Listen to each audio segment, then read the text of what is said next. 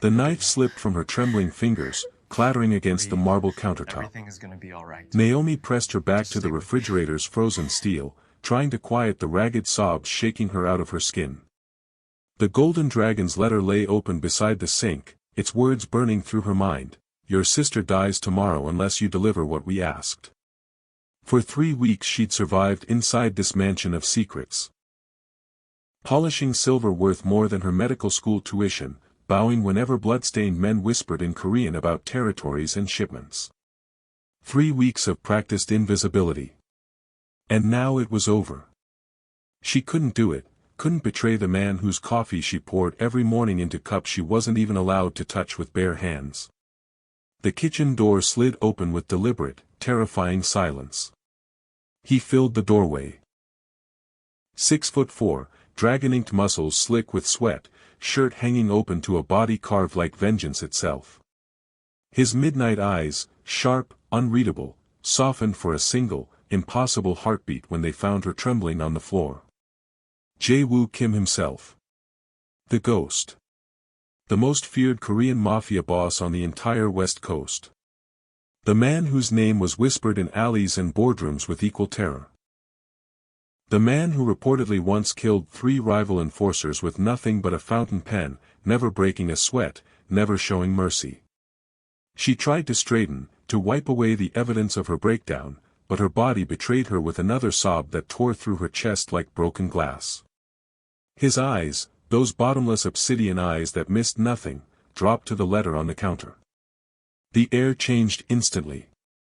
Went cold and sharp as the blade she'd dropped. He moved with that lethal, predatory grace that made him seem more phantom than man, crossing the kitchen in 3 silent strides. Close enough that she could smell the sandalwood and gunpowder on his skin. Close enough to kill her with his bare hands if he wanted. But instead, he reached out with surprising gentleness to tilt her chin upward, forcing her to meet his gaze. "Who made you cry?" he asked, his voice dropping to something soft and deadly. And then, with the casual certainty of a man who solved problems with permanent efficiency, he added. "And how would you like their body disposed of? Welcome back, my fierce hearts and midnight dreamers. Before we dive deeper into this dangerous dance between vulnerability and power, make sure you're subscribed. Hit that like button and tell me where you're watching from. I love seeing our little dark romance family stretch across cities, countries, and time zones. Every click, every comment, every bit of love you leave here helps us keep unraveling these dangerous love stories together.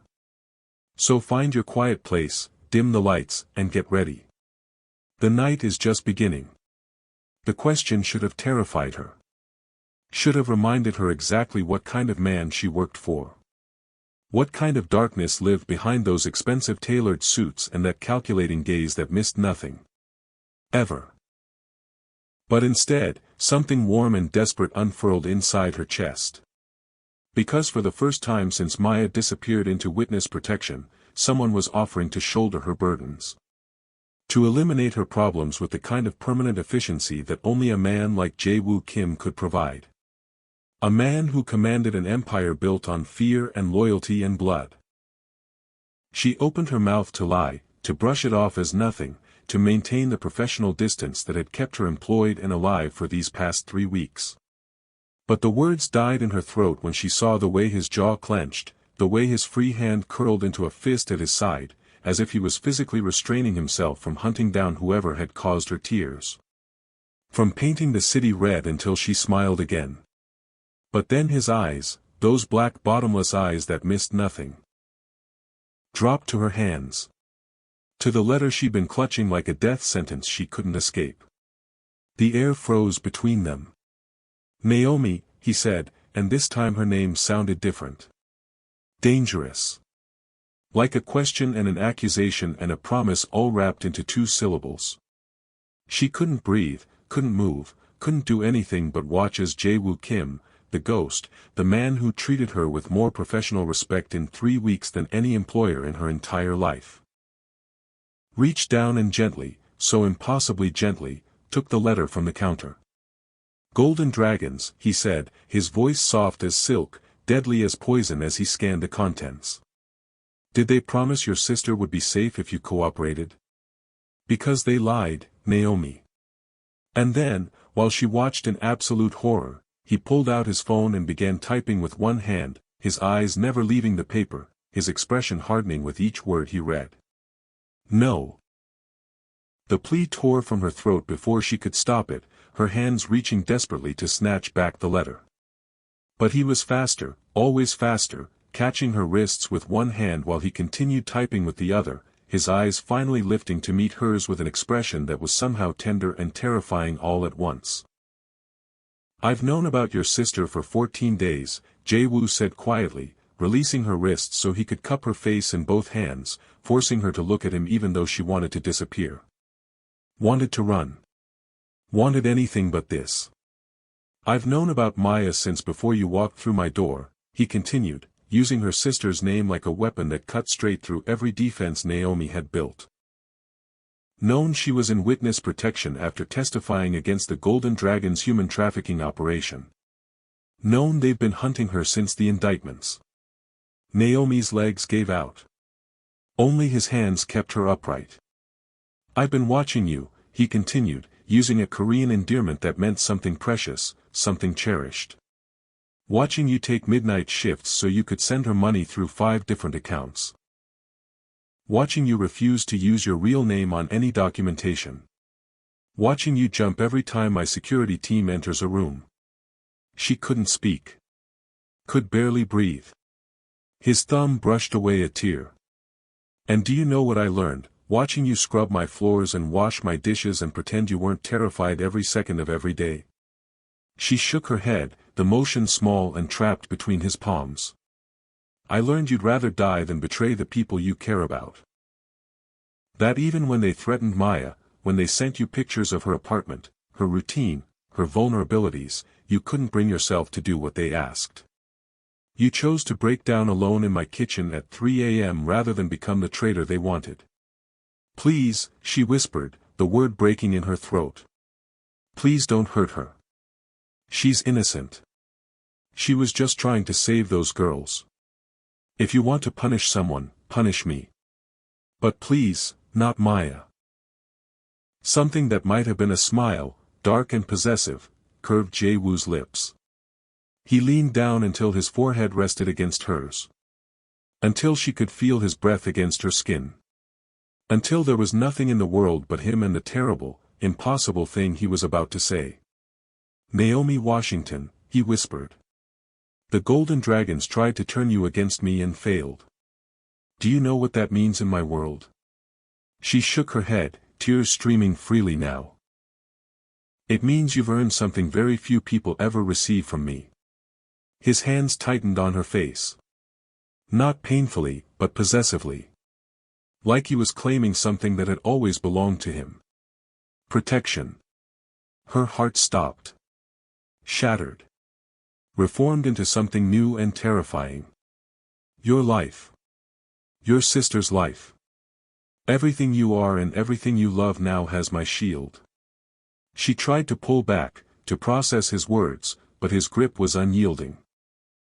We're going to get them, Naomi, he said, his voice dropping to a deadly promise that sent shivers racing down her spine. And then, you and I are going to burn the entire Golden Dragon organization to the ground. Together. He pulled back just enough to look into her eyes, and what she saw there wasn't anger or betrayal or even triumph. It was something infinitely more dangerous. It was obsession. Welcome to the family, Jagiya, Jae-woo said, his smile sharp enough to cut. Now, let me show you what happens to people who threaten what's mine. But to understand how a maid ended up standing in a killer's kitchen with desperation in her heart, you have to go back. Back to 4 weeks earlier, when Naomi Washington was just a desperate woman with a sister in hiding and no options left. Back to the moment she walked through the doors of the Kim family's legitimate staffing agency and sold her soul for minimum wage and a chance to keep Maya alive. Back to the day she met the ghost and learned that some men don't just kill you. Some men own you. And some kinds of ownership feel dangerously close to salvation. The home office hit me like a cold wave. All sleek black lacquer and floor-to-ceiling windows that framed Seattle's skyline like a postcard from hell. Rain hammered the glass in sheets, each drop catching the neon glow from below, turning the room into a kaleidoscope of red and blue shadows. My feet barely touched the hardwood floor as Jae-woo pulled me forward. His grip on my wrist neither cruel nor gentle, just absolute. The kind of touch that said, "You don't get to fall apart yet." I tried to wrench free anyway, my voice cracking. "Please, Maya needs to know they found her. They said they've been watching her building for days." The words dissolved into hiccuping sobs because my brain couldn't process it anymore. The blackmail that wasn't working. The test I'd failed by not being a traitor. The way this man had read me like an open book while I thought I was invisible. Jae-woo released me so suddenly I stumbled, catching myself on the edge of a desk that looked worth more than my parents' house. The surface was immaculate, a single laptop, a stack of files, and a silver letter opener that gleamed like a promise of violence. He moved to the window, his bare back to me, and I saw the full artwork for the first time. The dragon wasn't just on his shoulders. It coiled down his spine in obsidian ink, scales so detailed they seemed to shift with each breath. The Kim crest sat at the base, a tiger emerging from cherry blossoms. His shoulders carried scars, thin white lines that spoke of knives that had gotten too close. Deeper puckered circles that could only be bullet wounds. "You think I'm the monster," he said, voice low enough that I had to stop crying to hear it. "You're standing in my home, blackmailed because of me, and you think I'm the villain in this story? You read my private mail." The accusation burst from me, sharp and desperate. "You could have just told me you knew. You didn't have to let me suffer." He turned, and the city lights behind him made a halo of rain-fractured color around his silhouette. His face was all brutal angles, sharp jaw and sharper cheekbones. Lips that looked carved from stone. But his eyes, God. His eyes were the worst part. Dark and depthless. They didn't just look at me. They dissected me, peeling back every defense until I felt naked despite my uniform still clinging to my skin. "If I'd told you, you would have run. Warned them. Gotten yourself killed trying to move your sister before sunrise." He approached slowly, each step deliberate. A predator who knew his prey had nowhere to go. The golden dragons don't forgive disloyalty, Naomi. They needed to believe you were trying, that you were close to breaking, that the information was coming. So I gave them a performance through you, and you gave me the truth. My hands fisted in my stained apron. What truth? That I'm a coward. That I can't even save my own sister. That you're not a traitor. His voice softened. Barely. Just enough to feel like a caress instead of a command. The dragons have sent dozens before you. Smiling delivery boys. Friendly drivers. A gardener once. His gaze flicked to a nearly invisible scar along his collarbone. Some got further than others. None of them hesitated. You did. Even with your sister's life on the line, you couldn't betray my trust. I bit my lip hard enough to taste metal. She's all I have. After our parents died, she's the only family, and she was just trying to help those girls. They were trafficking children, and she was the only one brave enough to speak up, and now. My voice shattered. And now she's running for her life, and you're playing games. Something flickered across Jae-woo's face, gone too fast to name. He moved past me to the wall, his fingers finding a seam I hadn't noticed. With a soft click, a panel slid open, revealing a bank of monitors that hummed to life with cold blue light. The air left my lungs. 6 screens. 6 different angles. One showed the mansion's exterior, the same sweeping driveway I'd walked up this morning, now empty and rain-soaked. Another showed the garage, where black SUVs gleamed under fluorescent lights. The third made my knees buckle. Maya's apartment. The image was grainy but clear enough to see the small living room, the kitchenette, the second-hand furniture we'd picked out together when she'd first gone into hiding. But she wasn't alone. A man sat in the shadows by her window, broad-shouldered and still, with something dark resting across his lap. It took my brain a second to register it as a gun. You. I couldn't form words. You have someone watching her. 3 people. Jae-woo's voice came from behind me, close enough that his breath stirred my hair. Rotation every 6 hours. The Golden Dragons own part of the building management, but they don't own the security company or the coffee shop across the street. My men have been inside since the day they made first contact with you. I spun, and suddenly he was right there, inches away, his chest a wall of ink and muscle and heat. Why? You don't know us. Maya's nothing to you. I'm just the woman who washes your dishes. He tilted his head, studying me like I was a puzzle missing pieces. You think that's all I see? His hand rose and I flinched before I could stop myself. He froze, jaw tightening, then deliberately, slowly reached past me to tap a command on the screen. A new window opened. A file directory with my name at the top. Naomi Elise Washington, 24. Sister of Maya Jane Washington, currently in unofficial witness protection after testifying in the Golden Dragons trafficking case. Parents deceased, car accident when you were 17, Maya was 15. Full scholarship to pre-med at UW, dropped out junior year when your sister went into hiding. His finger scrolled, almost lazy. You applied to the staffing agency 3 weeks ago. They placed you here in 48 hours. Fastest hire on record. My stomach turned to ice. You own the agency. I own 6 of them.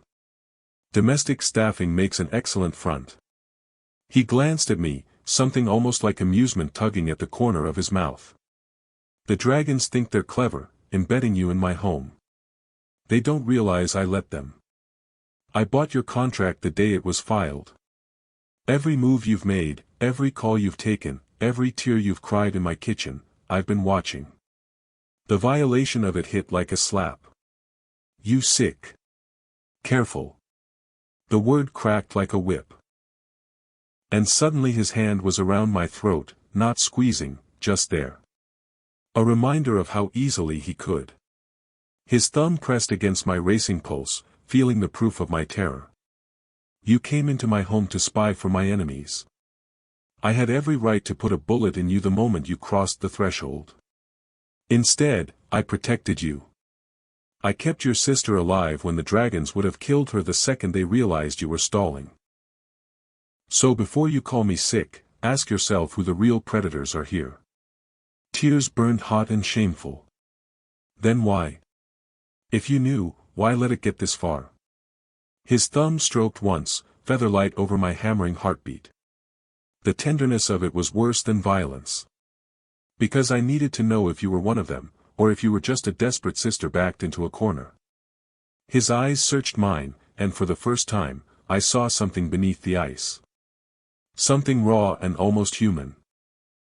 You're not Golden Dragon. You're collateral damage. And I don't let them break innocent things in my city. He released me, stepping back, and I gasped even though he hadn't been choking me. My hand flew to my throat, feeling the ghost warmth of his palm. Get changed, he said, nodding to a door I hadn't noticed. We leave in 20 minutes. Where are we going? I laughed, high and brittle. To confront the people who want us both dead. Great plan. No. Jae-woo moved to a side door. His closet, I realized. We're going to see your sister. It's time she knew who's really been keeping her alive these past 3 weeks. He disappeared inside, leaving me standing in the dark with the monitors glowing like cold stars and Maya's apartment flickering on the screen.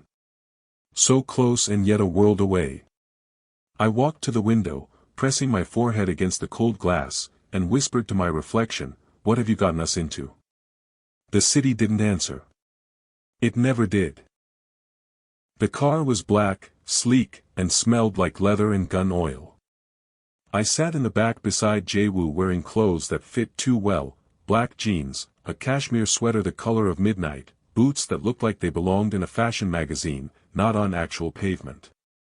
He'd handed them to me without explanation, and I'd been too numb to argue. His driver, introduced only as Sung, navigated Seattle streets like he knew every shortcut, every blind spot. Rain hammered the roof, turning the world outside into a watercolor blur. Jae-woo hadn't spoken since we left the mansion. He sat with one arm stretched across the back of the seat, not touching me, but close enough that I felt the heat of him. The coiled tension that suggested he could explode into violence at any second. "Why are you really doing this?" I asked finally, because the silence was suffocating. "This isn't just about keeping your enemies close." He didn't look at me. Just watched the city slide past. The golden dragons took something from me once. Someone. His jaw tightened. I was 22. Just starting to take over the family business after my father's stroke. There was a girl, Soo-min, daughter of my father's accountant. We grew up together. She was. He paused, searching for words that seemed to evade him.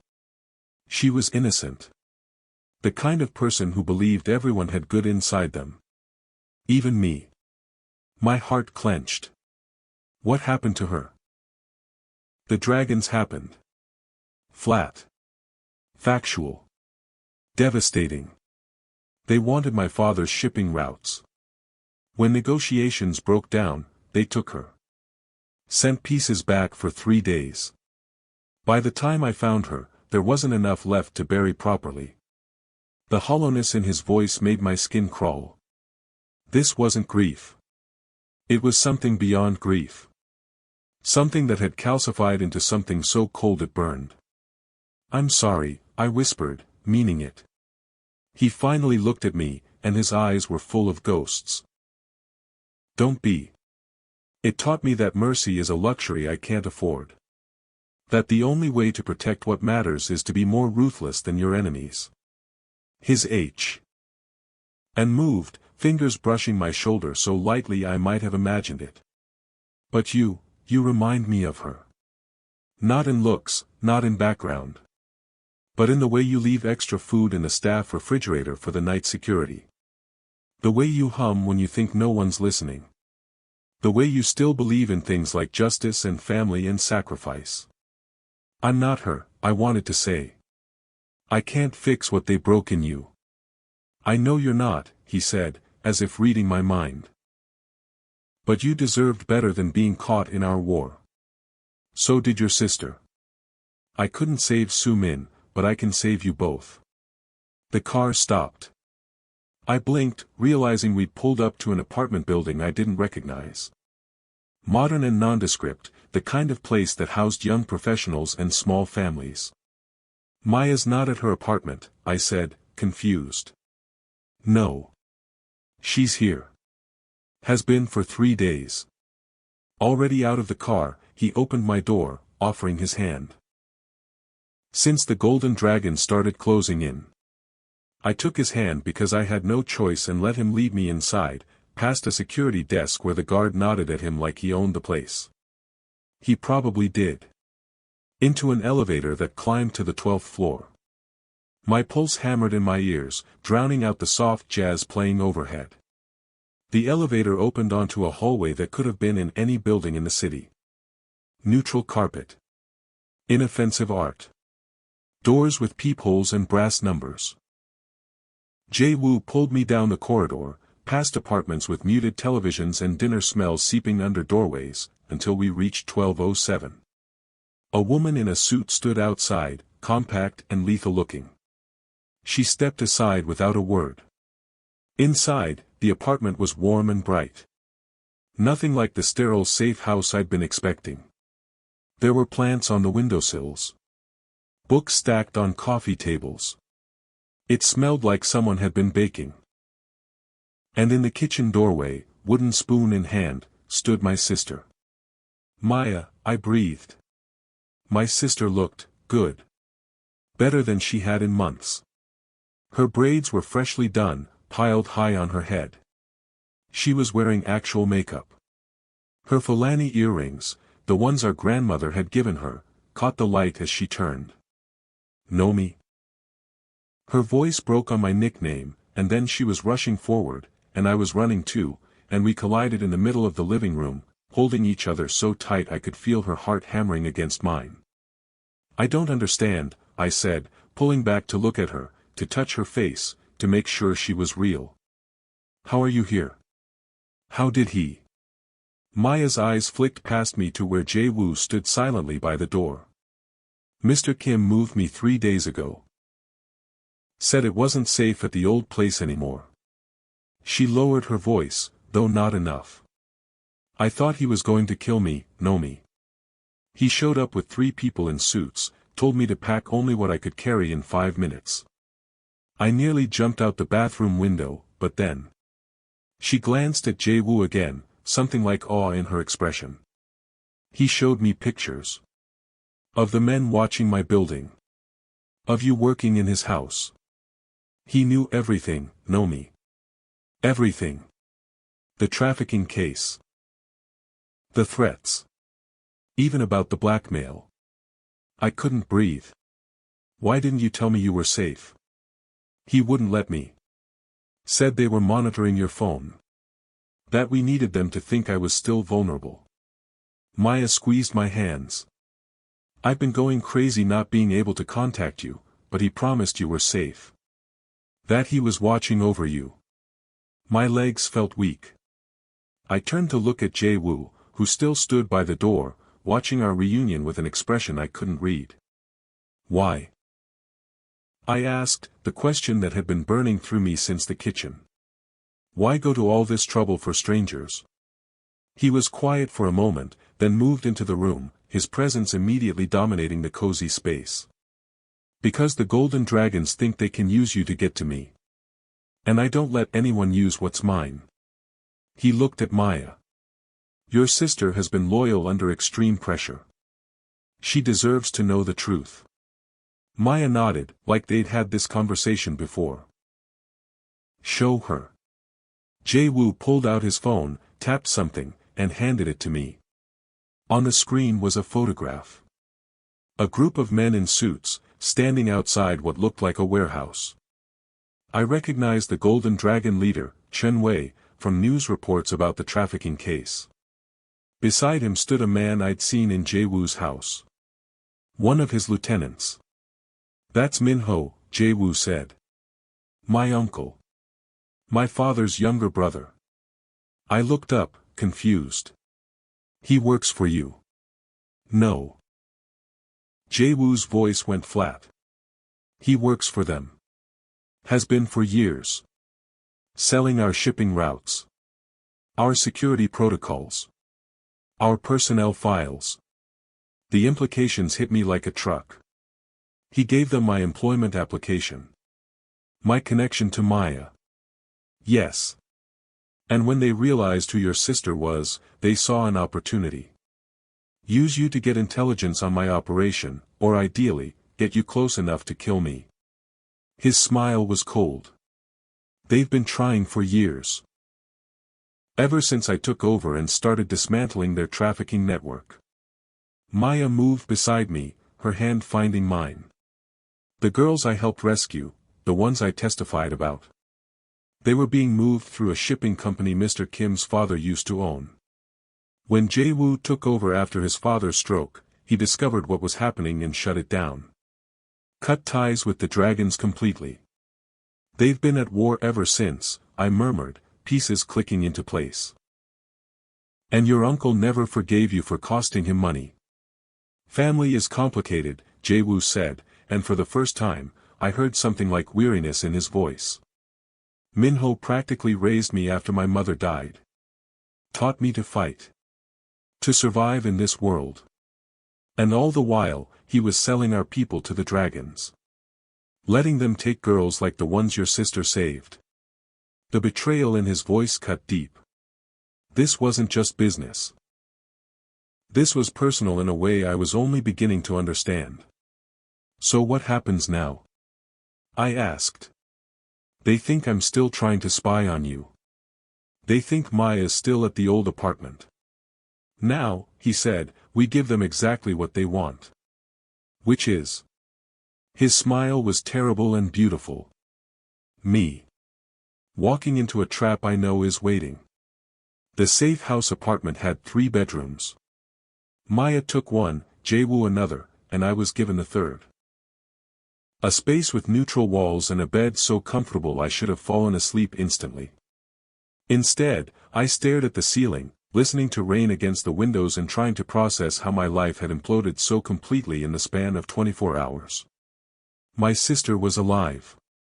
Safe. The man I'd been secretly watching for weeks had been watching me right back. And tomorrow, we were apparently going to walk into a trap set by one of the most dangerous criminal organizations in the Pacific Northwest. A soft knock broke my spiraling thoughts. I sat up. Come in. The door opened, and Jaewoo stood there, now dressed in black sweatpants and a t-shirt that did nothing to hide the muscle beneath. He looked different somehow. Less like a crime lord and more like a man who couldn't sleep. You should rest, he said. Tomorrow will be difficult. That's why I can't. I pulled my knees to my chest. I keep thinking about all the ways this could go wrong. He hesitated, then stepped inside, closing the door behind him. The room immediately felt smaller, charged with something I couldn't name. You're afraid. Not a question. Of course I'm afraid. These people tried to use me to kill you. They threatened my sister. They traffic children. I looked at him directly. And you want us to just, what? Walk in and say hello? He moved to the window, looking out at the rain-soaked city below. The plan isn't for you to confront them. That's my job. You and Maya will be safe, far away. Then why even tell us? Why not just handle it yourself? He turned, and in the dim light from the window, his eyes were bottomless. Because I needed you to understand what's happening. Why it's happening. He paused. And because after tomorrow, you'll have a choice to make. What choice? Whether you want to disappear with Maya, new identities, new city, new life, or whether you want to stay. The word hung between us. Heavy with meaning I wasn't sure I was ready to face. Stay, I repeated. As your maid. Something flickered across his face. If that's what you want. And if it isn't? He moved closer, until he stood at the foot of my bed. Then we negotiate new terms. My heart hammered against my ribs. Why would I stay at all? Once the dragons are dealt with, once Maya's safe. Because you feel it too. His voice dropped lower. This thing between us. This pull. I see the way you watch me when you think I'm not looking. The way your breath changes when I enter a room. Heat flooded my face. I don't. Don't lie to me, Naomi. Soft but firm. Not now. Not after everything. He sat on the edge of the bed, and I felt the mattress dip under his weight. Felt the heat radiating from him. I've been alone since Soo-min died. Alone by choice. Because the things I've done, the person I've become, I'm not fit for gentleness anymore. But with you. His hand found mine in the darkness, fingers interlacing. With you, I remember what it was like to want more than power. More than revenge. My throat went dry. I'm not her replacement. No. His grip tightened. You're something entirely new. Something I never expected to find crying in my kitchen at 3 a.m. He leaned closer, and I could smell him now, sandalwood and rain and something darker, richer. The golden dragons think they're using you to get to me. They don't realize it worked better than they could have imagined. Before I could respond, he was gone, rising from the bed and moving to the door with that lethal grace that reminded me exactly what he was. A predator. A killer. A man who lived by different rules than the rest of us. Get some sleep, Naomi. Tomorrow, we end this. And then. He didn't finish the sentence. Just closed the door behind him, leaving me in darkness with my racing heart and the ghost of his touch still warm on my hand. Morning came in shades of steel and ash, the rain still falling as if the sky itself was in mourning for what the day would bring. I found Jae-woo in the kitchen, speaking in hushed Korean with Sung and a woman I hadn't met before. 3 guns lay on the counter between them like casual breakfast accessories.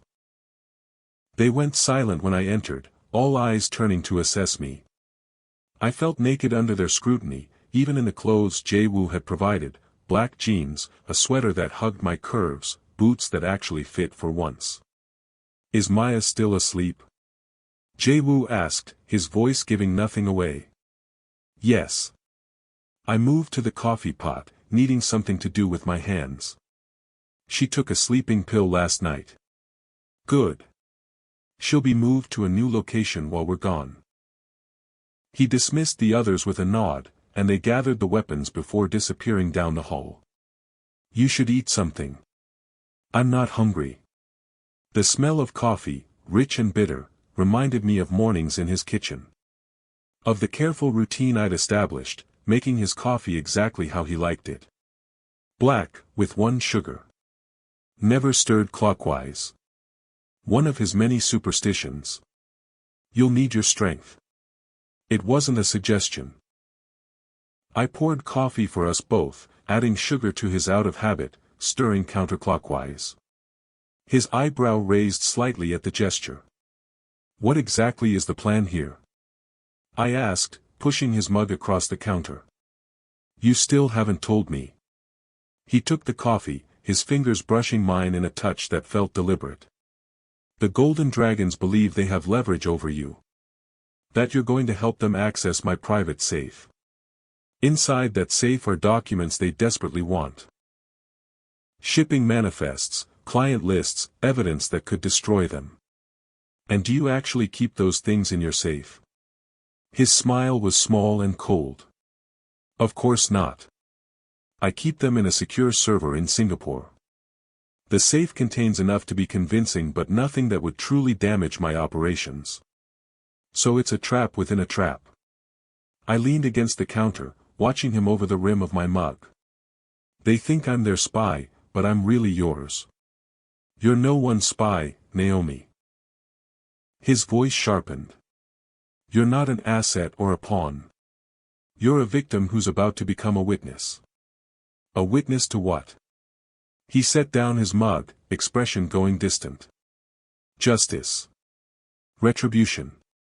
Call it what you want. Today, the Golden Dragons lose everything they've built. And your uncle? I asked, the question hanging between us like a blade. What happens to him? Something dark flashed across Jae-woo's face. Family deserves special consideration. I didn't ask him to elaborate. Wasn't sure I wanted to know. What do you need me to do? I asked instead. Act normal. Scared, but determined. Like someone who's trying to save her sister. He moved around the counter until he stood before me, close enough that I could count his eyelashes. They'll be watching. They always are. That won't be acting, I admitted. I am scared. His hand came up to cup my face, the gesture startlingly tender from a man who radiated violence. Good. Fear keeps you sharp. Just remember. His thumb traced my cheekbone. You're under my protection now. And I don't lose what's mine. The possessiveness should have repelled me. Should have reminded me that this man, however attractive, however surprisingly gentle with me, was still a criminal. A killer. Someone who viewed people as possessions to be claimed and protected. Instead, I felt something warm unfurl inside my chest. Something that had been frozen since the day Maya went into hiding. Since the day I realized I was truly alone in a world that didn't care if we lived or died. For the first time in months, I wasn't alone anymore. I had been claimed. Marked. Seen. It was terrifying. Exhilarating. Wrong in all the ways that somehow felt right. His phone buzzed, breaking the moment. He checked it, his expression hardening. Time to go. I nodded, setting down my half-finished coffee with hands that only trembled a little. Ready when you are. His eyes met mine, searching for something. Whatever he found made him nod once, decisive. Then let's go to war.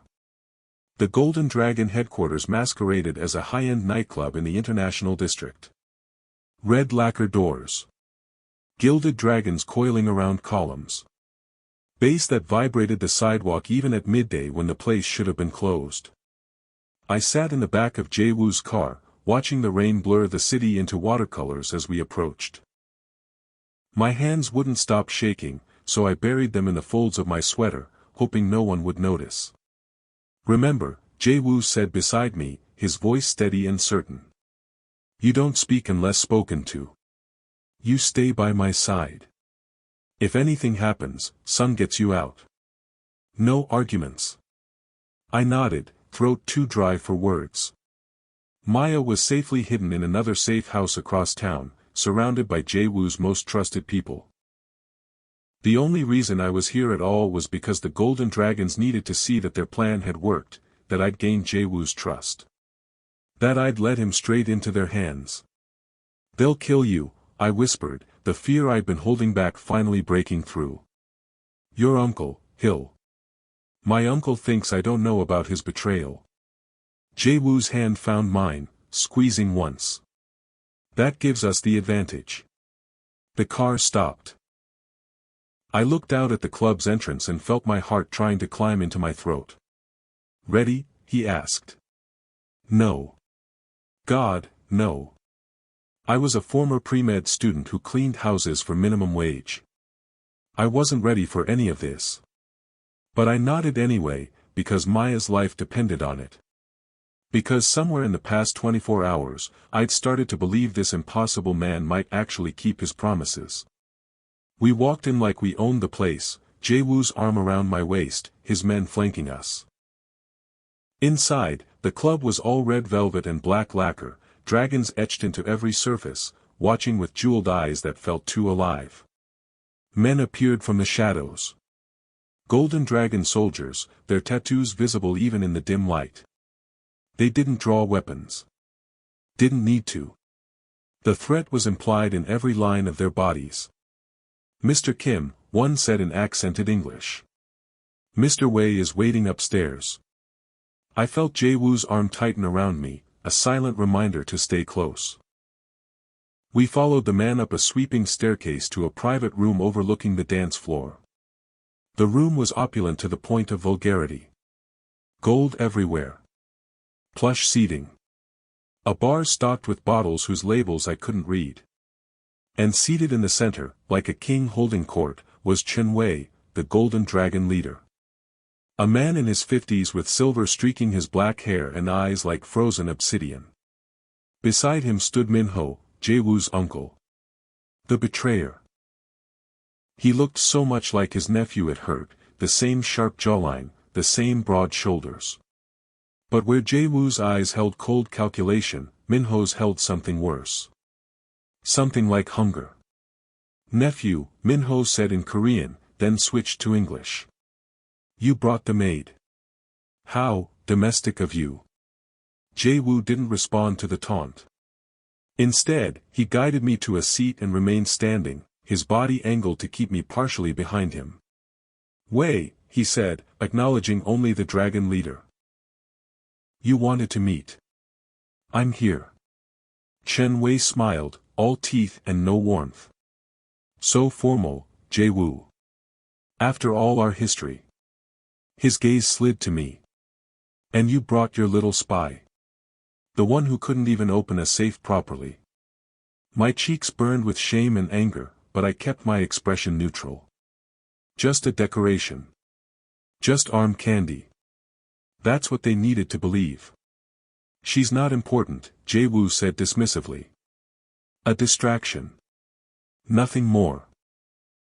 The casualness with which he discarded me stung, even though I knew it was an act. Even though I could feel the tension in his body, the way he'd positioned himself between me and any potential threat. Then why bring her? Wei asked. To show I understand the game. Jae-woo's voice was ice. You tried to plant someone in my house. I knew from the beginning. And now she belongs to me instead of you. Wei's eyes narrowed. And the sister? The witness who cost me so much. Dealt with. The two words dropped like stones. My blood ran cold at how easily the lie fell from his lips. At how convincing he was. I wondered how many times he'd done this, played a role, said what needed to be said to achieve his ends. You'll forgive me if I don't take your word for it. Wei gestured, and one of his men approached with a tablet. Perhaps a video call. I have men at her apartment. I'd like confirmation. Jae-woo's posture didn't change, but I felt the shift in him. The coiling of muscle, the preparation. That won't be necessary. Minho stepped forward. I've already confirmed it. The sister is no longer a concern. Wei frowned. You didn't inform me. Because it was family business. Minho looked at Jae-woo with something like pride. My nephew has finally shown he has the stomach for what's necessary. The room went very still. I could feel something building, a tension like the moment before lightning strikes. Is that what this is about, uncle? Jae-woo's voice was soft. Dangerous. Testing whether I have the stomach for necessary evils. Someone had to. Minho moved closer, circling like a predator. Your father was weak. Sentimental. When he fell ill, I had hopes you would be different. That you would embrace our true nature. Instead, you dismantled everything we built. Cut off profitable relationships. All because of one dead girl. Jae-woo didn't move. Didn't flinch. But I felt the fury radiating from him in waves. You knew, he said quietly. About Su-min. About what they would do to her. I warned you not to get attached. Minho shrugged. Business requires sacrifices. She wasn't a sacrifice. Jae-woo's voice dropped to something barely above a whisper. She was innocent. No one is innocent. Wei cut in, his patience clearly wearing thin. Now, shall we discuss the real reason for this meeting? Your shipping routes. Your distribution networks. Your political connections. You want me to hand over my father's legacy to you? Jae-woo's laugh was cold and brittle. After you took everything else. Not everything. Wei's gaze slid to me, calculating and cruel.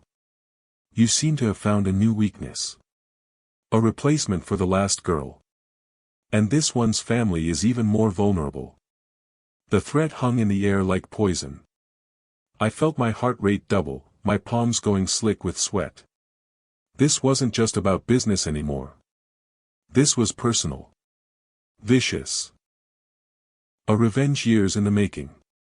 You know what I think, Wei. Jae-woo took a step forward, his voice dropping to a register that made the hair on my arm stand up. I think you're afraid of me. I think you have been since the day I took over. Because unlike my father, unlike my uncle, I see you for exactly what you are. Wei's expression hardened. And what is that? A relic. A dinosaur clinging to old ways while the world changes around you. Jae-woo's smile was terrible. Children in shipping containers. Girls in basements. You think that's power? That's just depravity masquerading as business. Minho moved with the speed of a striking snake, his hand going to his jacket where a gun surely waited. You forget yourself, nephew. No, uncle. I remember. Jae-woo didn't even look at him. Kept his eyes fixed on Wei. I remember everything. Every lesson you taught me about family and loyalty and sacrifice. His hand moved to his own jacket, and suddenly the room was a powder keg, everyone tensed for violence. Enough. Wei raised a hand. We didn't come here to reminisce. We came to negotiate terms. There are no terms. Jae-woo's voice was final.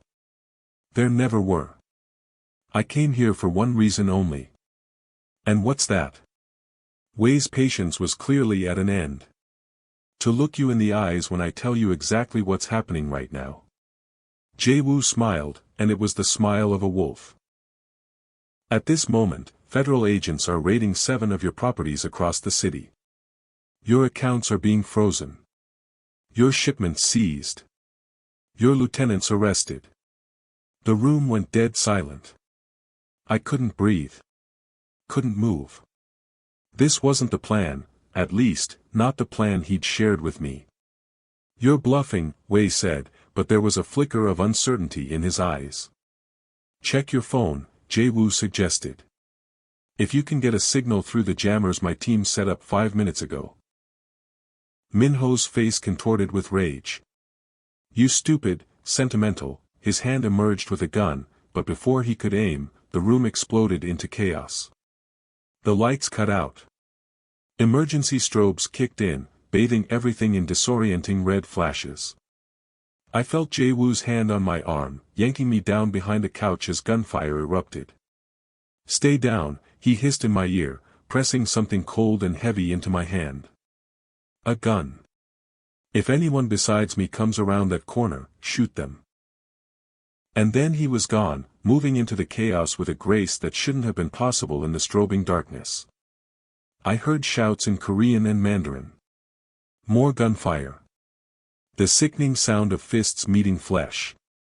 I crouched behind the couch, gun clutched in sweating hands, and prayed to a God I hadn't spoken to since my parents' funeral. Prayed for Maya to stay safe in her hiding place. Prayed for Jae-woo to keep his impossible promise that we would all walk out of here alive. Something crashed nearby. I peeked around the edge of the couch and saw Minho struggling with one of Jae-woo's men. The older man had a knife now, and as I watched in horror, he drove it into the guard's side. The man crumpled. Minho turned, scanning the room, and his eyes locked with mine. His smile was a death sentence. He started toward me, blade gleaming red in the emergency lights. I raised the gun with shaking hands. Tried to remember everything I'd ever seen in movies about how to shoot. The weight was unfamiliar. Terrifying. The maid with a gun, Minho laughed, still advancing. How ambitious you've become. My finger found the trigger. I tried to steady my aim. He'll never choose you, you know. Minho's voice was conversational, as if we were discussing the weather instead of my imminent death. My nephew has a type. Innocent girls he can corrupt and discard. You're just the latest distraction. I didn't respond. Couldn't. My throat had closed with fear. You should have done as you were told. Betrayed him. At least then you might have saved your sister. He lunged, faster than I could track, and the gun went off in my hands. The recoil sent pain shooting up my arms, but Minho didn't fall. I'd missed. Of course I'd missed. I was a pre-med dropout, not a shooter. His hand closed around my throat, lifting me off my feet. The gun clattered to the floor. His face was inches from mine, his eyes so like Jae-woo's but emptied of everything human. I'll find your sister next, he promised, the blade rising toward my face. After I'm done with you. I clawed at his hand, stars dancing at the edges of my vision as air became a distant memory. This was it. This was how I died, in a nightclub, in a sweater that wasn't mine, at the hands of a man whose name I barely knew. And then the pressure vanished. I fell, gasping, as Minho's body jerked backward. Jae-woo stood behind him, one arm wrapped around his uncle's throat, the other driving a blade into his side, the same place Minho had stabbed the guard. You don't touch what's mine, Jae-woo hissed, twisting the knife. Not ever again. Minho's laugh was wet with blood. Still, sentimental. Still, weak. No. Jae-woo's voice was ice. Just selective about my monsters. The knife withdrew. Plunged again. Minho's body went limp, and Jae-woo let him fall, turning immediately to me.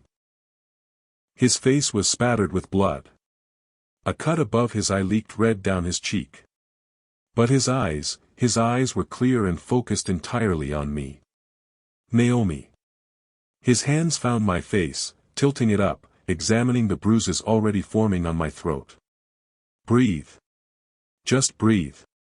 I sucked in air that burned like fire. Way. Handled.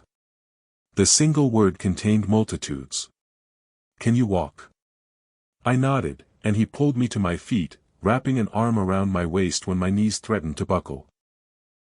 The room was a war zone, bodies, broken glass, blood on every surface. But Jae-woo's men were the only ones left standing. We made it to the door, to the stairs, to the club's main floor. Emergency exits cast rectangles of daylight into the dim space. We were almost there. Almost safe.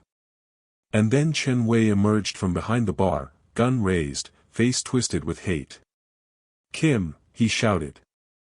Jae-woo spun, shoving me behind him, but he was too slow. The gunshot was deafening in the enclosed space. I felt him jerk against me, his body absorbing the impact meant for mine. No. No, no, no. Wei raised the gun again, taking aim for a killing shot, but this time, I was faster. I grabbed the knife from Jae-woo's belt and threw it with every ounce of strength I had left. It wasn't a skilled throw. Wasn't even aimed properly. But sometimes desperation beats training. The blade caught Wei in the shoulder. Not a killing blow, but enough to throw off his aim. His second shot went wide, shattering a mirror behind us. Jae-woo's men descended on Wei like wolves, and I turned my attention to the man bleeding in my arms. Jae-woo. My voice broke on his name. Stay with me. Please stay with me. His eyes found mine, clouded with pain but still aware. His hand came up to touch my face, leaving a smear of blood on my cheek. Told you, he said, his voice ragged. I'd keep you safe. And then his eyes rolled back, and he went limp in my arms, and all I could think was that I'd led him here. That this was my fault. That the dragons had used me after all, just not in the way anyone had expected. The hospital waiting room was purgatory, antiseptic and fluorescent and eternal. I sat with Maya, still in my blood-stained clothes, staring at doors that remained firmly closed while doctors worked to extract the bullet from Jae-woo's chest. He'll make it, Maya said, for the 100th time. He's too stubborn to die like this. I wanted to believe her. Needed to believe her. But all I could see was the blood. All I could feel was his body, suddenly heavy in my arms. All I could hear was the wet rattle of his breathing as his men carried him to the car. My fault. My fault. My fault. Stop it, Maya squeezed my hand. I can hear you blaming yourself from here. This isn't on you, Nomi. None of it is. I brought him there, I whispered. I was the bait. The trap. And he knew that going in. He chose it. Her voice was firm. That man knew exactly what he was doing every step of the way. The doors finally opened. A surgeon emerged, still in scrubs, looking exhausted but not defeated. Not grim. I held my breath. He's stable, she said without preamble. The bullet missed his heart by centimeters. Collapsed his lung, but we've repaired the damage. He'll need time to recover, but barring complications, he should make a full recovery. The relief hit me like a physical force. I swayed on my feet, and Maya caught me, holding me up as my knees threatened to give out. Can I see him? I asked. The surgeon hesitated. He's still unconscious. Will be for several hours. Family only at this stage. She is family, came a voice from behind us. Sung approached with quiet authority. Mr. Kim's instructions were explicit. She has full access. The surgeon looked between us, clearly skeptical, but eventually nodded. Room 427. 10 minutes only. Jae-woo looked smaller somehow, lying in the hospital bed. Pale against white sheets, tubes and wires connecting him to machines that beeped with reassuring steadiness. His chest rose and fell with mechanical assistance, a reminder of how close I'd come to losing him. I approached slowly, almost afraid to touch him. Afraid he might shatter or disappear or tell me to leave. But when I reached the bedside, my hand moved of its own accord to brush a strand of hair from his forehead. "I'm sorry," I whispered, though I knew he couldn't hear me. "I'm so sorry." His eyes remained closed, his breathing even and drug-induced. But his hand, the one without the four, twitched slightly when I spoke. I took it in mine, careful of the pulse monitor clipped to his finger. "The dragons are finished," I told him, because somehow it seemed important that he know, even in unconsciousness. "Your men told me on the way here. The raids were successful. Wei is in custody. Your uncle." I swallowed hard, the image of Minho's death still fresh and terrible in my mind. "Your uncle can't hurt anyone anymore. And Maya is safe.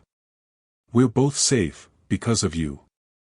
I lifted his hand to my lips, pressing a kiss against his knuckles. "So you need to wake up," I continued, my voice stronger now. "You need to wake up and tell me what happens next. Tell me if you meant what you said about new terms. About staying." The machine beeped steadily. No response. No miraculous awakening like in the movies. Just a man fighting to heal from a wound he'd taken protecting me. 10 minutes, a nurse said from the doorway, gentle but firm. I nodded, reluctantly letting go of Jae-woo's hand. "I'll be back," I promised him. "Every day. For as long as it takes."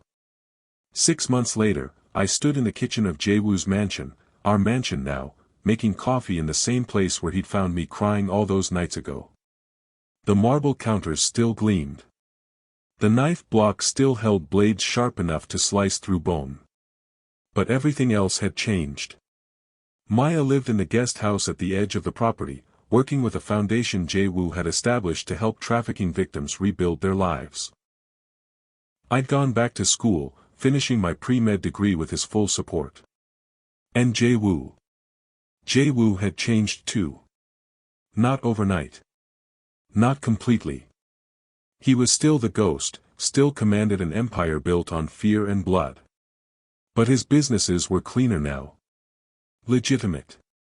The shipping routes that once carried desperate people now moved medical supplies to underserved communities. The profits that once came from protection rackets now came from real estate and technology investments. He still had enemies. Still came home some nights with blood on his knuckles and shadows in his eyes. But those shadows lifted when he saw me. When he remembered he wasn't fighting alone anymore. I heard his footsteps before I saw him, deliberate, letting me know he was there. His arms wrapped around me from behind, his chin resting on my shoulder as I poured his coffee. Black with one sugar. Never stirred clockwise. "You're up early," he murmured, pressing a kiss to the sensitive spot below my ear. "Early class." I leaned back into his embrace, savoring the solid heat of him. "Some of us still have to work for a living." His laugh was a warm rumble against my back. "You could quit tomorrow and never work again. You know that. And be what?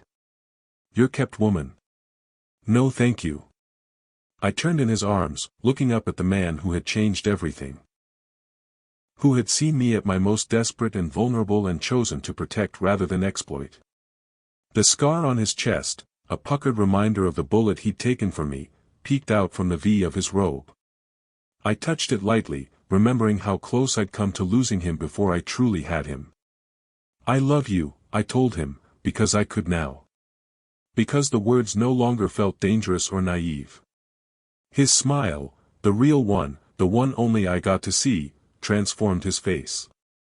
Made him look younger. Unbroken. "And I love you," he replied, forehead touching mine.